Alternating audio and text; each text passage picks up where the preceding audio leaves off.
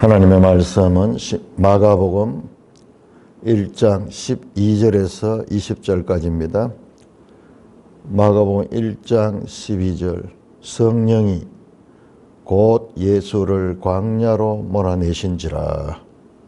광야에서 40일을 계시면서 사탄에게 시험을 받으시며 던짐승과 함께 계시니 천사들이 수종들더라.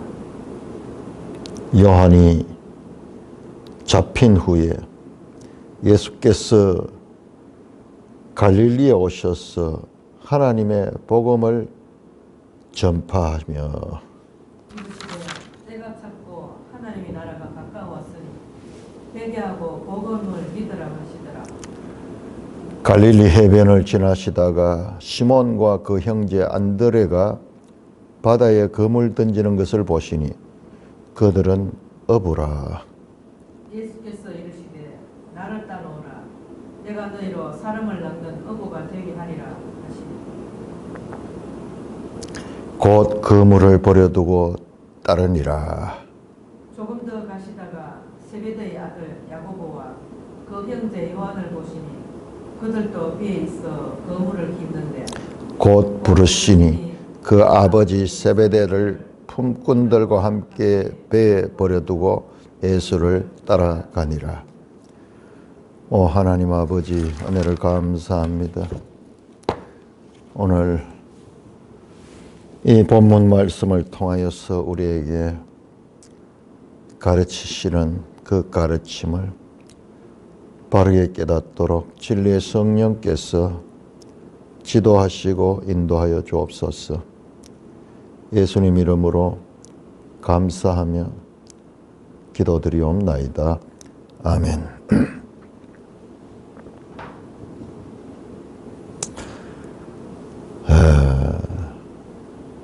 예수님이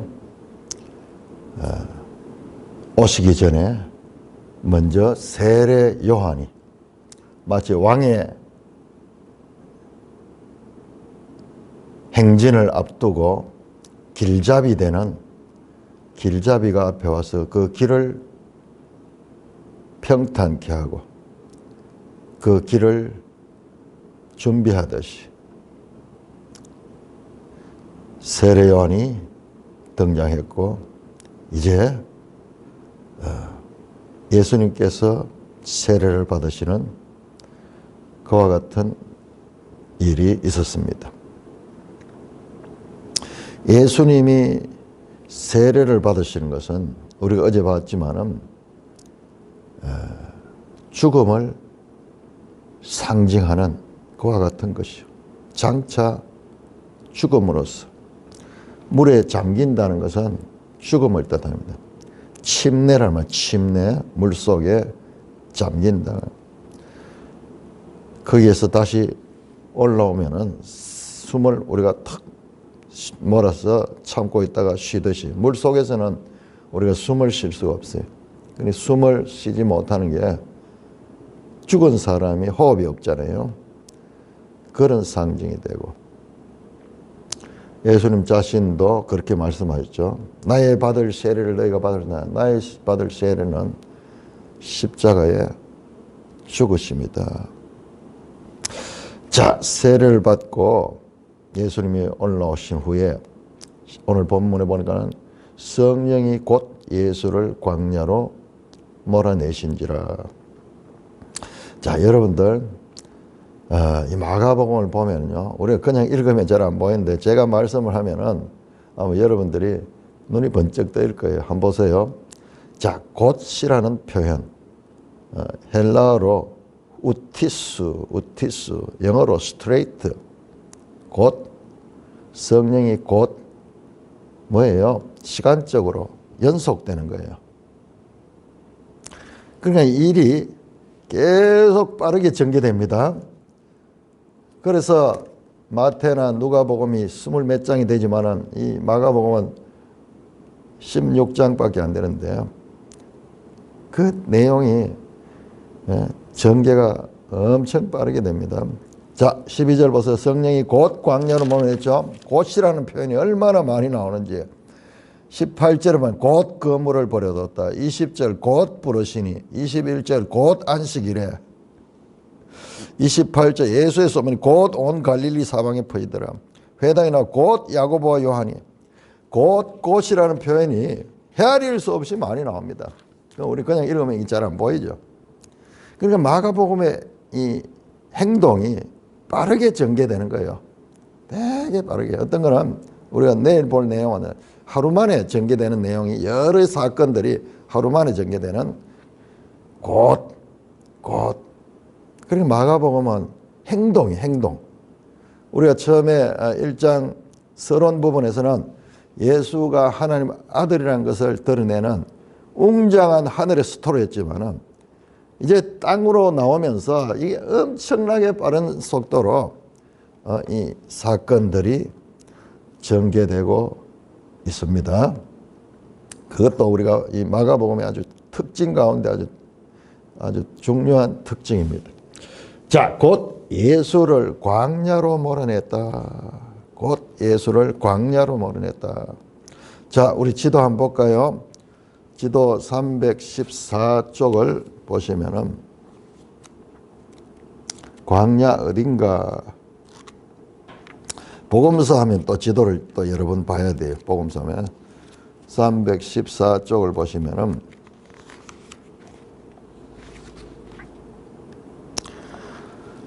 거기에 이제 갈릴리와 갈릴리 바다가 보이고 그 다음에 사해 이 부분만 좀 확대가 나오죠. 자, 그래서 갈릴리에서 내려와서 세례 요한이 세례를 준 장소가 어디냐 보니 사해 바로 위에네, 요단강. 그러니까 여기가 우리 신명기 이 말씀을 모세가 전했던 곳과 가까운 곳이야. 모압 평야와 가까운 곳이야. 자, 그래서 세례를 받고 그 다음에 예수님이 시험을 받은 장소도 거기에서 인접했잖아요. 그러니까 여기 곧이라는 말이 가능한 거예요.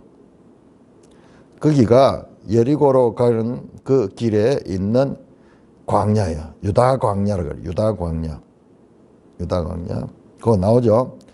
사해 바로의 유대 광야 이렇게 나오죠. 유대 광야, 요 가까운 곳. 그 세례를 베푼 곳은 요단강이 쭉 이스라엘 전체와 연결되어 있기 때문에 그냥 요단강 해서 안 되고 요단강 가운데서도 이 하류의 사해 쪽에, 그러니까 예루살렘 쪽에 가까운 그곳에서 세례를 받으시고, 그리고 시험을 받은 것도 그 장소에서 연속되는 거예요.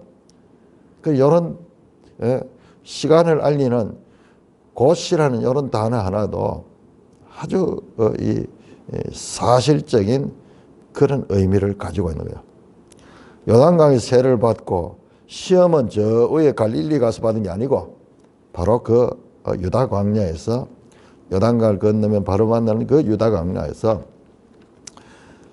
시험을 받았다. 자, 이 부분은 우리 마태복음이나 누가복음에도 다 나오는 내용인데 그 복음서에 비해서 극히 짧습니다. 마태복음이 4장 1절에서 11절까지 10절에 걸쳐서, 누가복음은 4장 1절에서 13절에 걸쳐서 표현했는데 여기는 딱 두 줄로 요약이 되었죠. 그러니까 이게 마가복음이 전개가 압축적이고 그 다음에 아주 동사들이 계속 이어지는, 그러니까 다른 성경과 비교하면은 우리가 이제 성경이 각 권의 특징, 그거를 이제 알아야 되는 거예요. 우리가 이 하나님 백성들은 하나님 말씀의 전문가들이 돼야 돼요. 다들. 그래서 책마다 아주 독특한 특징이 있구나. 그래서 이거는 행동이야, 행동. 동사가 계속 이어지는 그런 복음서가 마가복음이다. 곧 예수를 광야로 몰아냈다. 자, 광야, 에레모스. 13절은 광야에서 40일을 지났다. 여러분, 광야 생각을 하니까는 우리가 신명기 할 때 광야가 나오잖아요.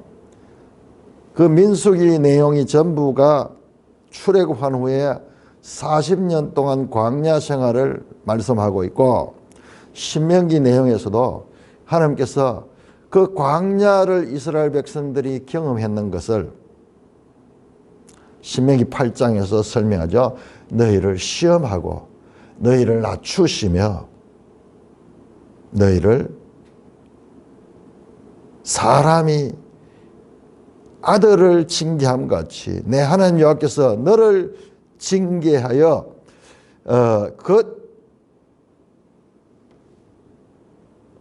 그렇게 광야를 거치게 하셨다. 사람이 아들을 징계함 같이 내 하나님 여호와께서 너를 징계하여 그런 줄 생각을 마음에 생각해라. 광야의 이 시간들은 징계의 시간이다. 징계라니까 우리는 이게 부정적인 의미로 형벌로 생각하는데 이게요. ESV 영어 성경은 디시플린이에요. 디시플린. 훈련시켰다. 교육시켰다는 의미예요. 교육시켰다.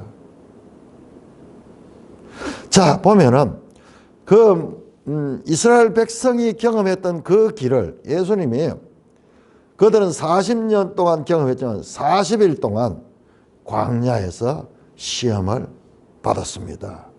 딱 나오죠. 사탄에게 시험을 받으셨다. 광야, 시험, 이 단어가 신명기 8장에 이스라엘의 광야와 시험과도 연결이 됩니다.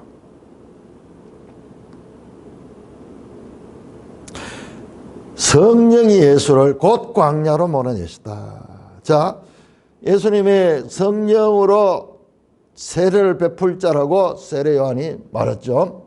나는 너에게 물로 세례를 베풀거나 8절에서 1장 8절에서 그는 너에게 성령으로 세례를 베풀. 성령이 아주 중요한 주제로 등장하고 그 다음에 예수님이 침례를 받을 적에 물에서 올라오니까 성령이 비둘기같이 임했죠. 그 다음에 그 성령이 예수를 광야로. 자, 예수님의 행동에 8절, 10절, 11절 연속적으로 성령이 주도적으로 등장하고 있는 것을 보게 됩니다. 처음에는 성령으로 세례를 베풀 뿐, 그 다음에 성령이 직접 물에서 올라오실 때 비둘기같이 임하셨던 분, 이제 12절 성령이 인격적으로 예수님을 광야로 몰아내셨다. 몰아내셨다.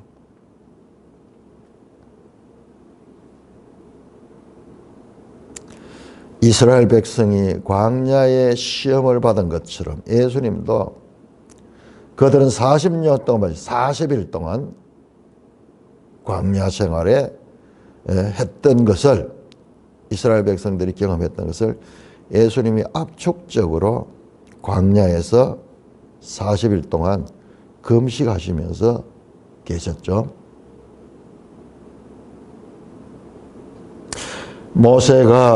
모세가 시내산에 체제했던 40일 동안 시내산에서 모세도 금식하면서 거기에 하나님의 계명을 받을 적에 40일 동안 있었어요. 그리고요, 엘리야도 우리가 알잖아요. 엘리야가 시내산으로 나중에 피신하잖아요. 그 시내산이 그 호렙산 그게 시내산이었고 모세하고 똑같이 40일 동안 거기에서 체제하는 그런 내용이 나옵니다. 그러니까 40일을 지금 이스라엘 40년간의 광야 생활, 모세의 40일 이 하나님의 율법을 받는 그 기간, 엘리야의 그 고난의 기간들과 겹쳐지는 거예요. 그러니까 구약 성경의 이 사건들이 궁극적으로는 예수 사건을 드러내는 중요한 배경이 됩니다. 자, 앞에서 나왔던 예수님의 침례 사건이 십자가의 죽음을 예표한다 그러면은 예수님의 광야 시험은 하나님의 아들로서 새로운 출애굽,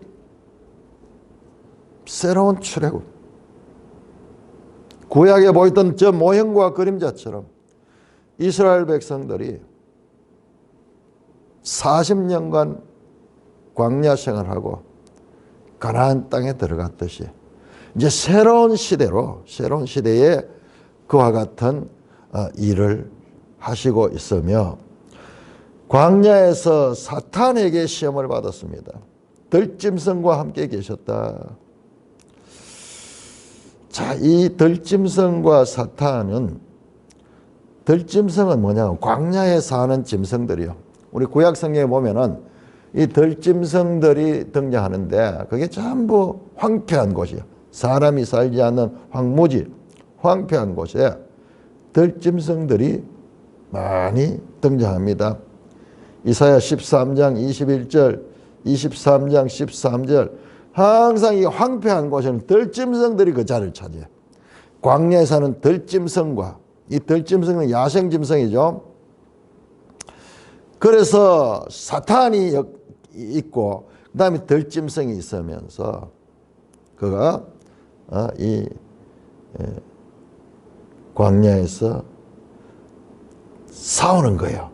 사탄과 들짐승과, 그리고 성령이, 그리고 천사들이 수종을 들면서, 그래서 이 광야 40일의 시험에서 승리하는 것은 앞으로 나오게 될 예수님이 사탄과 싸움에서 승리하게 될 전쟁의 예고편이에요.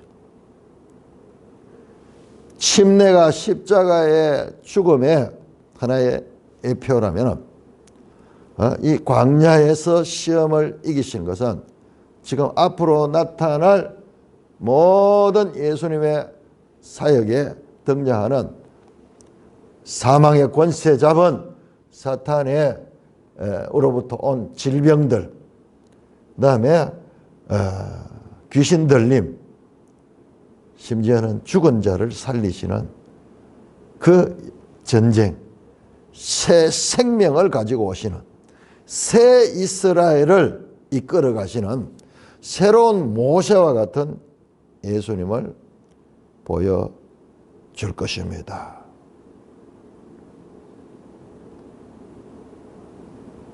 14절입니다.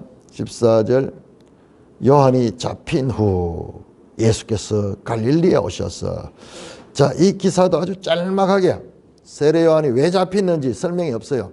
그런데 다른 복음서 보면은 설명이 나오죠. 세례 요한이 당시 헤롯 왕에 대해 가지고 비판적인 그런 말씀을 하고, 그런 걸 인해서 이제 요한이 잡히는데 그런 설명 아무것도 없어요. 그러니까 얼마나 전개가 빨리 되는가 마가복음은. 그리고 복음서가 왜 공간복음이 세 권이 필요한가? 그것도 우리가 알 수 있는 거예요. 이 마가복음만 가지고는 설명이 우리가 잘 이해할 수 없어. 그러나 마태와 누가 공간복음에서 이것을 더 보완해 주죠. 자, 요한이 잡힌 후 예수께서 갈릴리에 오셨다. 전개가 빨리 되죠. 지금 이 유다 광야에 있다가 시험을 이기시고, 그 다음에 그 뒤에 요한이 잡힌 사건이 있었고, 그 다음에 예수님께서 갈릴리로 오셔서 요한이 감옥에 갇혔습니다. 길잡이가 이제 사라졌습니다. 세례 요한이 퇴장합니다. 그리고 이제 예수님께서 갈릴리에서 등장하고 있습니다. 그런데 그 등장하는 장소가 갈릴리예요. 갈릴리에서부터 등장하고 있습니다. 그리고 예수님께서 첫 말씀하시는 것이 15절입니다. 15절, 때가 찼고 하나님 나라가 가까이 왔다.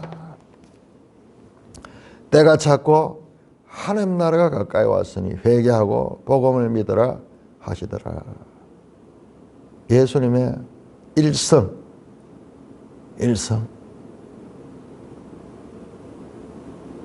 어마어마한 메시지가 이 속에 있다면서 엄청난 울림이, 사실상 이 말씀이 나오기까지 지금 창세기 3장 15절에 여자의 후손에 대한 예언에서부터 구약 전체를 걸쳐서 선지자들이 예언해온 그분이 오셔서 그분이 처음 말씀하시는 말씀이 때가 찼다. 때가 찼다. 다니엘 9장 25절에 보시면은 771회가 나오는데 그때에 기름 부은 자가 임하실 것이라는 예언이 되어 있어요. 에레미야 31장 31절에 날이 이르니 내가 이스라엘과 새 언약을 맺으려 했던 그때, 사도 바울은 갈라디아 4장 4절에서 때가 참에 예수님께서 여자의 몸에서 나셨다. 그때 모든 성경이 기대하며 전개되던 그 때가 찼다는 말씀입니다. 엄청난 메시지예요. 알고 보면 구약성경 전체가 이때 이분에게 집중되어 있던 그 일이 성취됐다는 거예요. 성취됐다. 하나님 나라가 가까웠으니 회개하고 복음을 믿으라 하시더라. 이 성경을 연구한 사람들은요, 요 1장 14절 15절이 지금 앞에 나오는 서론의 결론에 해당하는가, 아니면은 앞으로 나올 모든 내용의 서론에 해당하는가, 갑론을박이 있습니다. 지금까지 소개했던 그 결론으로, 이 결론에 이 말씀이 위치하는가, 앞으로 전개될 이 모든 내용에 서론으로서 위치하는가. 이 부분은요, 두 가지 다를 포함하고 두 가지 다. 둘 다 긴밀하냐. 서론부와 이제 본론으로 이어지는 이 사건들의 교량 역할을 하면서 이 말씀이 선포되는데, 이것은 복음서 전체의 주제를 요약적으로 제시한 주제 선포예요. 때가 찼고 하나님 나라가 가까이 왔다. 자, 하나님 나라가 뭡니까? 우리는 구약의 이스라엘을 하나님 나라입니다. 그걸 잘 알아야 됩니다. 우리 이미 이 하나님 나라가 이 땅에 오셨어요. 왜? 이스라엘은 하나님이 택하시고 하나님이 언약을 맺었어요. 그래서 하나님은 그들의 이 하나님이 되고 이스라엘은 하나님의 백성입니다. 그래서 그들에게 땅을 줘서 그게 가나안 땅이고, 그래서 이스라엘은 하나님의 나라였어. 하나님의 나라였는데, 그러나 그 이스라엘이 그 언약 관계를 제대로 지키지 못해서 그 하나님 나라가 세상 나라에 의해 가지고 다 파괴되어 버렸어요. 하나님 나라. 그런데 나라를 이루기 위해서는 백성이 있어야 되고, 그 다음에 그 법이 있어야 되고, 주권자의 그 통치, 이 법이 있어야 되고, 그 다음에 영토가 있어야 되는데, 지금 이스라엘은 그런 게 없어요. 예수님의 이 하나님 나라는 그와 같은 세상의 땅과 이 백성들을 이룩한 그런 나라가 아니고 하나님의 통치하는 나라예요. 통치가 강조되는 것. 아니, 그럼 통치가 어떻게 가는? 우리가 가지고 있는 이 개념으로서는 이게 이해가 안 돼요. 자, 이어진 내용을 보시다. 하나님 나라가 어떻게 가까이 왔다 그래요. 앵기켄 가는 이 원어인데, 가까이 왔다 하는 단어인데, 이것은요, 가까이 왔으면서도 성취되었다는 의미예요.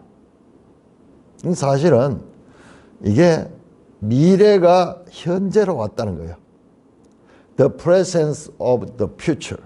미래가 현존했다는 거예요. 하나님 나라가 가까이 왔다 그러면 아직 오지는 않았는 거잖아요. 아직 오는, 요 앞에 있잖아요. at hand, 영어 성경에 보면 손대는 자리에 왔다고 이렇게 돼서 아직 오지는 않은 것이 이해하기 쉬운데, 하나님 나라가 이미 왔다는 거예요.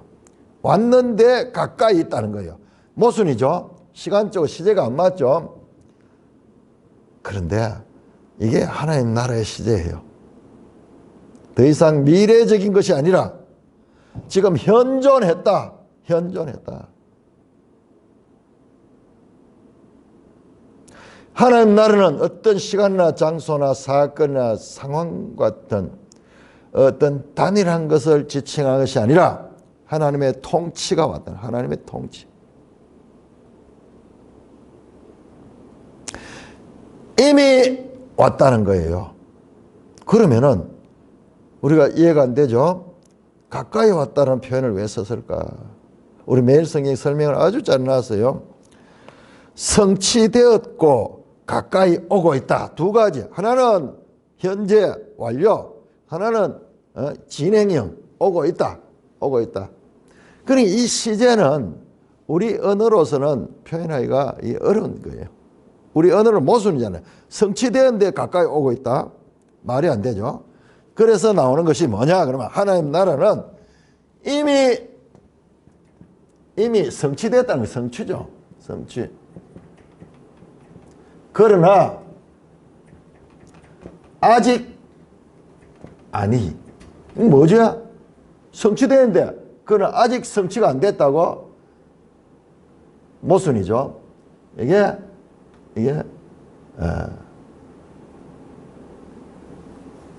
완성은 아니다. 완성. 그럼 성취나 완성은 같은 말이죠. 그러니까 우리가 이것을 이해하는 것이 너무 중요한 부분입니다. 하나님 나라에 대해서는 already but not yet. 자, 이것을 이해를 못하면은 신약 성경을 이해할 수 없어요. 구약도 마찬가지. 구약에서도 이런 부분이 많이 나와요. 하나님 나라는 예수님이 오신과 동시에 이미 왔습니다. 이미 왔습니다. 그래서 지금은 하나님 나라가 지금 이 땅에 온 거예요. 하나님 나라가 오는 표시가 뭐냐? 예수님이 가는 곳마다 귀신이 쫓겨나고 병자들이 나았고 이런 하나님 나라의 현상이 나타나는 겁니다. 그러나 아직 아니다 하는 것은 완성이 되지 않다는 거야. 시작이 되었다. 그러나 아직 완성은 되지 않았다. 그래서 신학적으로 이 용어를 시작된 종말이라고 표현한 거예요. 아주 독특한 표현이죠. 시작된 종말이다. 종말의 완성은 아니지만은 종말이 이 땅에 시작이 되었다는 거예요. 시작이 되었다는 거예요. 그래서 우리 기독교 종말론은 그 종말에 종말이 있어. 종말에 시작이 있어. 자, 이 전체를 갖다가 종말기라고 해요. 종말기. 이게 왜 종말이 되냐?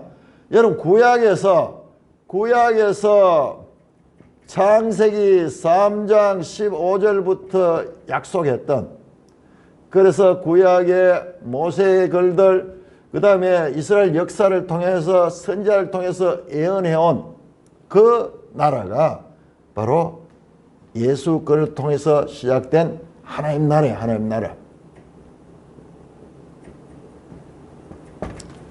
하나님 나라입니다. 세상 나라하고 닮은 점이 있지만은 차원이 달라요.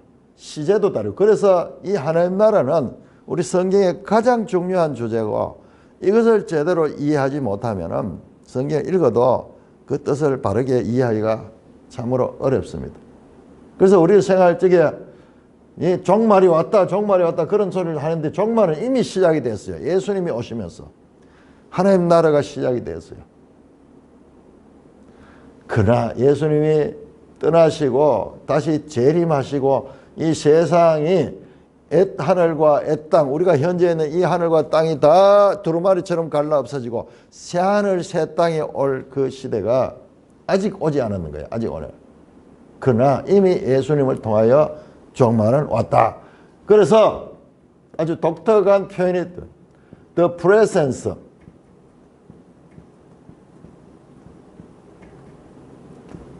future. 미래가 현재로 왔는 거예요. 미래가 현재로 왔는 거예요. 이런 아주 독특한 표현이 나옵니다. 시작된 종말. 시작된 종말. 하나님 나라는 왔습니다. 그러면 뭐가 달라졌느냐? 하나님 나라와 세상 나라가 뭐가 다른가? 지금 예수님이 가는 곳마다 하나님 나라의 통치가 일어나는 거예요. 그래서 병든 자들이 살아나고, 그래서 예수님 기사에서 복음서에 이와 같은 치유 기사, 죽기, 귀신을 쫓아내는 기사, 심지어는 죽은 자를 살리는 기사, 이런 것들이 나타난 것은 하나님 나라가 왔을 때 일어날 현상인 거예요. 현상. 예수님은 하나님 나라를 가지고 왔는 거예요.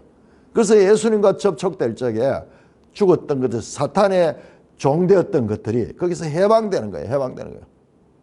그럼에도 불구하고 아직 세상에 왜 이런 문제들이 많은가? 이미 시작돼서 아직 완성하느냐? 이 마지막 때 완전히 완성이 되는. 그래서 계시록 21장에는 다시는 저주가 없고 다시는 사망이 없다는 일도 바로 그 이야기예요. 그때는 완전히 하나님 나라가 완성된 나라예요. 새하늘 새 땅. 그래서 지금은 부분적으로 예수님이 가는데 사망이 없어지고, 예수님이 가는데 질병이 없어지고, 예수님이 가는데 평화가 오고, 그런 이유들이 바로 이와 같은 것을 말합니다. 그래서 하나님 나라라는 주제는요, 우리 성경에서 가장 중요한 주제입니다. 가까이 왔다, 앵기게라는 이 동사는 완료형이면서 진행형, 진행. 완료형 동사로서 진행형 동작을 의미한다. 그러니까는 계속 하나님 나라가 와서 지금 전개되고 있다는 거예요. 전개되고 있다는 거예요. 전개되고. 그렇다고 아직 완성된 것은 아닌 상태입니다. 아주 독특한 시제입니다. 계속 진행돼야 할 역동적인 실체가 바로 이 하나님 나라입니다. 하나님 나라가 왔다. 회개하고 복음을 믿어라. 회개는 앞에서 세례 요한이 회개의 세례를 베풀었죠. 그러니까 세례 요한은 예수님의 일을 준비했던 자예요. 준비한 그 길을 만들었던 자예요. 회개와 동시에 믿음, 복음을 믿는 자는 하나님 나라에 속하게 된다. 하나님 나라에 속하게 된다. 그와 같은 말씀입니다. 회개는 깨어진 언약 상태를 다시 회복하는 거예요. 여러분, 이게 그냥 우리는 지금 세상에서 회개하는 것은 막연한 게 있는데 왜 구약 성경이 있는가? 구약에서 언약을 그렇게 강조하는가? 바로 하나님의 언약을 지키며 돌아가는 거예요. 언약을 통해 하나님의 자녀가 되고 하나님 나라가 되었거든요. 그런데 그 언약을 지키지 않으므로 그 언약 관계가 파괴되는 거예요. 그런데 새 모세같이 예수님이 오셔가지고 다시 언약을 회복시키려는 말씀을 하고 있습니다. 복음을 믿는 것은 이미 현존한 하나님의 통치에 전적으로 헌신하고 순종하는 것이다. 이 짧은 메시지는요, 앞으로 복음서 전체를 통하여 어마어마한 천둥 같은 소리인데 이게 구체적으로 뭔가 세세한 의미가 무엇인가를 이제 설명해 나가게 됩니다. 바로 이어서 16절부터 하나님 나라가 왔는 것이 무엇인가를 설명하는 거예요. 그리고 그러므로 그 하나님 나라는 회개하고 믿는 자가 차지할 수 있는 나라라는 것을 알 수가 있습니다. 그러면서 웅장한 하나님 나라 메시지를 선포하신, 그래서 1장 1절부터 시작해서 하나님 아들 예수 그리스도 세례를 받으시고 나오니까 물에서 올 때 하나님의 사랑하는 아들이라고 인정받았던 그 예수 그리스도, 광야에서 사탄과의 싸움을 이겨내신 예수님, 그 예수님이 오셔서 하나님 나라를 선포했는데 어마어마한 천상의 이와 같은 메시지를 전했는데 이제 이어지는 16절에서 보면요. 땅의 현실로 나옵니다. 이게 보면요. 하나님 나라가 왔고 회개하고 복음을 믿는 자들이 구체적으로 어떤 자들인가? 하나님 나라는 무엇인가를 세밀하게 보여주는 내용들이 지금 이어서 나오는 내용입니다. 갈릴리 해변으로 지나가시다가 갈릴리 해변으로 지나가십니다. 자, 우리 지도 다시 한번 볼까요? 지도 331쪽.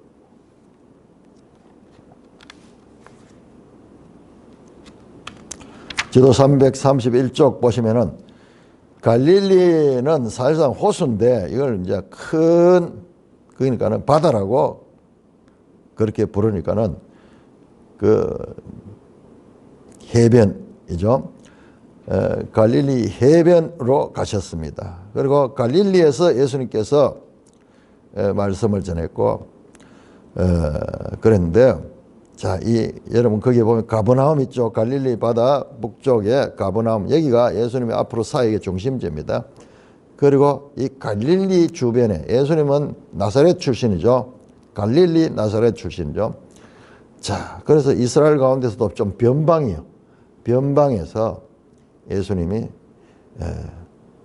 일하시는 내용이 처음 갈릴리 해변으로 지나가시다가 그 갈릴리 해변 그 벳세다 여기에요. 벳세다예요. 거기에 베드로 안드레의 고향이 있는 그 해변으로 지나시다가 시몬과 그 형제 안드레가 바다에서 그물 던지는 걸 보시니 이제 이 땅에 하나님 나라의 웅장한 메시지가 선포되었던 지금까지는 달리 이제 저 갈릴리 해변에 한 사람의 일하는 모습이 비춰지고 있습니다. 전개가 아주 빠르게 전개되고 있죠. 그래서 지금부터 나오는 3장 12절까지가 갈릴리 사역, 갈릴리에서의 예수님의 사역을 이제 보여주게 됩니다. 제일 먼저 하시는 게 뭐냐? 시몬과 그 형제, 시몬은 나중에 베드로라고 불리는 그 인물이죠. 형제 안드레가 바다에서 그물 던지는 걸 보시니 그들은 어부들, 갈릴리 비린내 나는 바닷가에 그 어부들을 만나시고 예수님께서 나를 따라오느라 내가 너희로 사람 낚는 어부가 되게 하려 하시니. 참 마가복음 엄청나게 전개가 빨리 되죠. 다른 복음서 보면은 이들이 예수님을 찾아오기도 하고 하는 그런 내용도 나오고 뭐 이런데 그거 다 생략하고 딱 결론적으로 나를 따라오라 너희로 사람 낚는 곧 그들이 그물을 버려두고 따르니라. 곧 그물이 뭐예요? 어부들의 생활하는데 중요한 도구잖아요. 그 생활 도구를 버려두고 따랐다. 조금 더 가시다가 세베대 아들 야고보와 그 형제 요한을 보시니 그들도 배에 있어 그물을 끼웠다.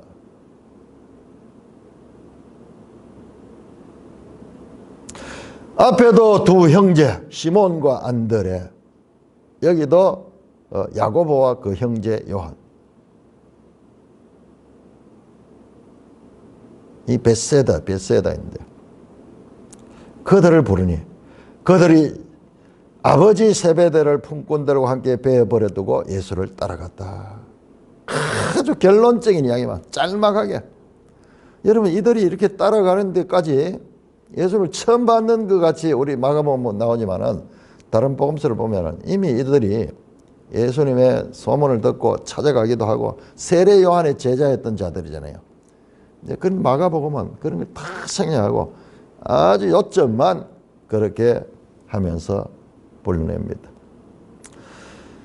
1장 15절에 나왔던 그 위대한 하나님의 나라가 왔다라는 말씀과 그다음에 그러면 이제 막 우주가 변혁이 되고 그다음 최소한 국가적으로도 막 큰 큰 사건이 일어나고, 그래서 그 오랫동안 외세의 식민지로 지배를 당하던 예루살렘이 독립을 한다든지 뭐 이런 사건들이 일어날 길을 생각하기 쉽지만 전혀 우리 기대와는 달리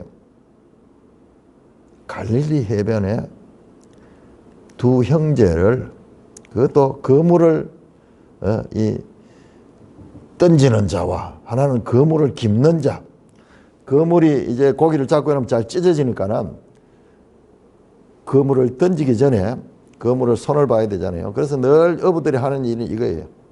하나는 그물을 던지고 고기를 잡는 모습이고, 하나는 그 그물 찢은 것을 보수하는 그 두 명의 형제. 그 형제가 예수님의 부름을 받고 그들이 예수님을 따라갑니다. 곧 그물을 버려두고 따르니라. 곧 부르시니 그들도 배에 버려두고 갔다. 하나님 나라는 온 세상이 떠들썩하게 주목하는 과시적인 방법으로 임하는 것이 아니라 세상이 주목하지 않는, 마치 보이지 않는 누룩이 번져가는 같은 방식으로 임하고 있습니다. 지금 이 하나님 나라가 임하는 거리요. 하나님 나라의 그 백성들이 하나님 나라로 참여하는 이야기예요. 제자들을 부르는 사건이 복음서에 모든 사건 정답에 제일 먼저 나오는 것은 예수님의 복음은 제자들을 통하여 확산되게 될 것이며, 제자들은 예수님과 늘 동행하면서 예수님의 증인이 됩니다. 증인이 됩니다. 그래서 교회 시대가 이 사도들에 의해 가지고 이 제자들에 의해서 교회 시대가 열리게 될 것이죠. 우리는 복음서를 통해서 제자들이 계속 실수하고 그들 가운데 하나는 예수님을 배반하기까지 하지만은, 그럼에도 불구하고 예수님은 그 연약한 그 사람들을 통하여 하나님 나라의 통치를 행하시는 분입니다. 제자들은 놀랍게도 형제지간이에요. 여기 4명이 나오는데 시몬과 그 형제 안드레, 그리고 이 야고보와 그 형제 요한. 보통 유대인들의 관행은 제자들이 선택을 택하는데, 지금 여기에서는 선생이 제자들을 택하고 있습니다. 불렀다. 그러자 제자들은 자기의 생계를 위한 일을 버려두고 따르니라. 반복해서 나오죠. 제자들은 사람 낚는 어부가 되어야 합니다. 제자들의 삶은 이 메시지에 이 어부들에게 사람 낚는 어부가 되기라. 아주 적절한 비유죠. 너희는 물고기를 낚는 어부였지만은 이제 그 사람 낚는 어부로 너희를 부를 것이다. 그러자 제자들이 예수님을 따라갑니다. 우리 여기에서 제자들이 앞으로 할 일은 바로 선교적인 그런 삶인 것을 알 수가 있습니다. 곧 그물을 두고 휘토스, 곧 부르시니, 아무런 갈등 없이 그냥 가는 것 같지만, 그러나 사실상 다른 복음서를 보면 이 과정들이 아주 자세하게 나와 있죠. 마가복음의 진행이 얼마나 빠르게 진행되는가.